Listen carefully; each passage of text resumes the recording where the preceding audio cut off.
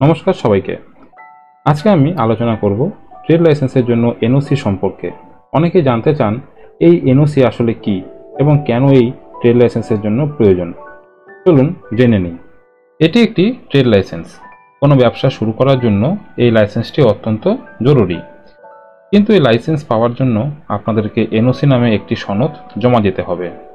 এই এনওসি আসলে কি করে, এনওসি কেন প্রয়োজন, সমস্ত বিষয় জানার জন্য আমি একটি ছোট্ট স্ক্রিপ্ট রেডি করেছি। এই স্ক্রিপ্টে স্টেপ বাই স্টেপ সবকিছু বোঝানো আছে। এনওসি কি?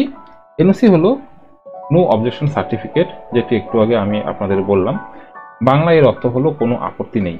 এই সনদটি সাধারণত কোনো সরকারি দপ্তর বা সংস্থা থেকে দেওয়া হয়। এর মাধ্যমে তারা জানায় যে আপনি যে ব্যবসা শুরু করতে চান তাতে তাদের কোনো আপত্তি নেই। ট্রেড লাইসেন্সের জন্য এনওসি কেন লাগতে পারে, এখানে 3টি পয়েন্ট তুলে ধরা হয়েছে।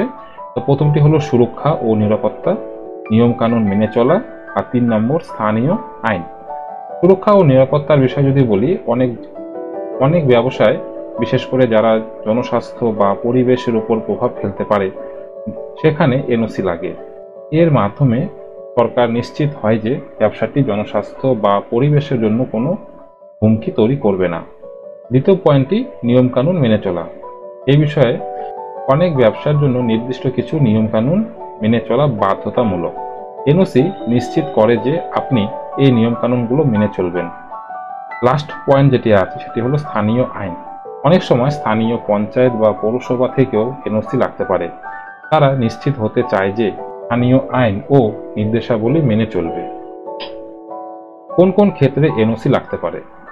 খাদ্য ব্যবসা, যেমন রেস্তোরাঁ, হোটেল, বেকারি; ওষুধের ব্যবসা, ফার্মেসি, মেডিকেল স্টোর ইত্যাদি; পরিবেশ সংক্রান্ত ব্যবসা, কারখানা, ইন্ডাস্ট্রি; শিক্ষা প্রতিষ্ঠান, স্কুল, কলেজ; বিনোদন প্রতিষ্ঠান, সিনেমা হল, থিয়েটার ইত্যাদি। এই সমস্ত ক্ষেত্রে এনওসি লাগতে পারে। এনওসি পাওয়ার জন্য কি কি করতে হয়?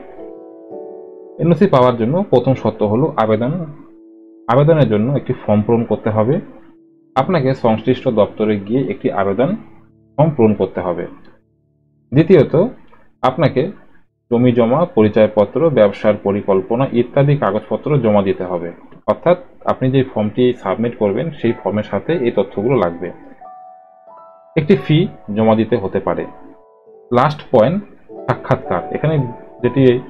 এখানে যেটি বলা হয়েছে যে কিছু ক্ষেত্রে আপনাকে সাক্ষাৎকার দিতে হতে পারে, অর্থাৎ পৌরসভা অফিস থেকে বা কর্পোরেশন অফিস থেকে আপনাকে ডাকতে পারে। সেখানে গিয়ে আপনাকে আপনার যে কাজের ধরন বা আপনি যেটি করতে চাইছেন সেই বিষয়ে কিছু জানার জন্য, বা ওনারা হয়তো কিছু আপনাকে জিজ্ঞেস করবে, সেই বিষয়ে আপনাকে বলার জন্য অফিসে ডাকতে পারে। এনওসি কে দেবে? সবচেয়ে বড় পয়েন্ট হচ্ছে এটি, এনওসি কে দেবে। এখানে যদি আপনি একটি বাড়ি বা ফ্ল্যাট কিনতে চান তাহলে আপনাকে লোন নিতে হলে ব্যাংক থেকে এনওসি দেবে। আপনি যদি বিদেশ ভ্রমণ করতে চান তাহলে পাসপোর্ট অফিস থেকে এনওসি নিতে হবে। আপনি যদি কোনো ব্যবসা শুরু করতে চান তাহলে আপনাকে স্থানীয় পৌরসভা, মিউনিসিপ্যাল কর্পোরেশন বা অন্যান্য সংশ্লিষ্ট দপ্তর থেকে এনওসি নিতে হবে। যদি আপনি কোনো যন্ত্রপাতি ইম্পোর্ট করতে চান তাহলে আপনাকে কাস্টমস অফিস থেকে এনওসি নিতে হবে। আশা করি এই ভিডিওটি দেখে আপনারা এনওসি সম্পর্কে স্পষ্ট ধারণা পেয়েছেন।